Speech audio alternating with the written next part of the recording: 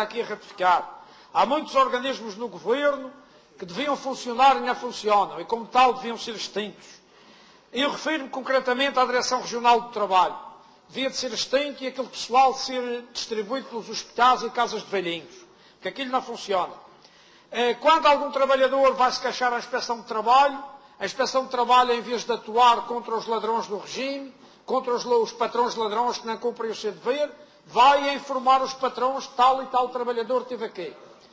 E é o que se passa quando o seu professor Nicolau Silva, quando alguém se vai queixar que não recebe salário nos hotéis do senhor professor Nicolau Silva, quando não recebe salário e horas extraordinárias como deve de ser, que ele põe os trabalhadores a trabalhar 12 e 13 horas pelo preço de 8, e não paga quando quer. Quando os trabalhadores vão à Inspeção de Trabalho se queixar, eles vão informar o patrão.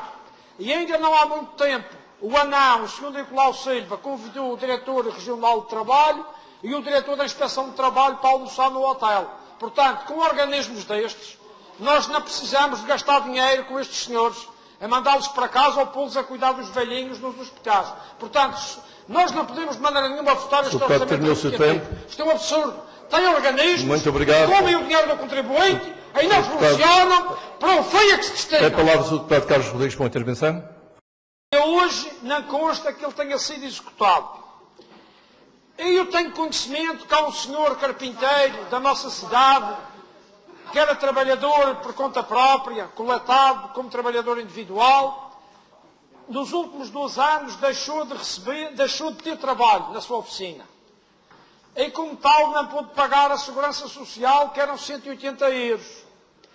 Como ele continuou sem ter trabalho, desistiu da atividade e requeriu a sua reforma. Ele tem 64 anos.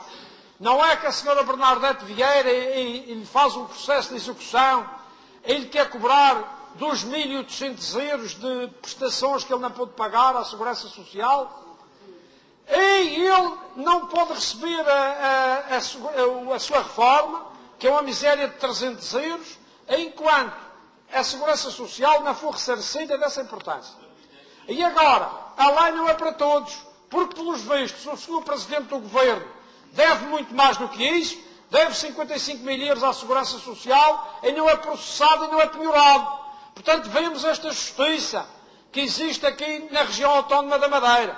E o apelo que eu faço ao Sr. Presidente do Governo, o Dr. Miguel Albuquerque, tenha vergonha na cara, peça a sua demissão, vá pagar a segurança social e então candidate-se a Presidente do Governo.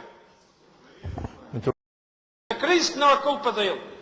E o senhor não pôde pagar realmente a segurança social, 180 euros mensais, e agora quer requerer a sua reforma. Não recebe a reforma sem ser descontado esse dinheiro, sem ser executado esse dinheiro.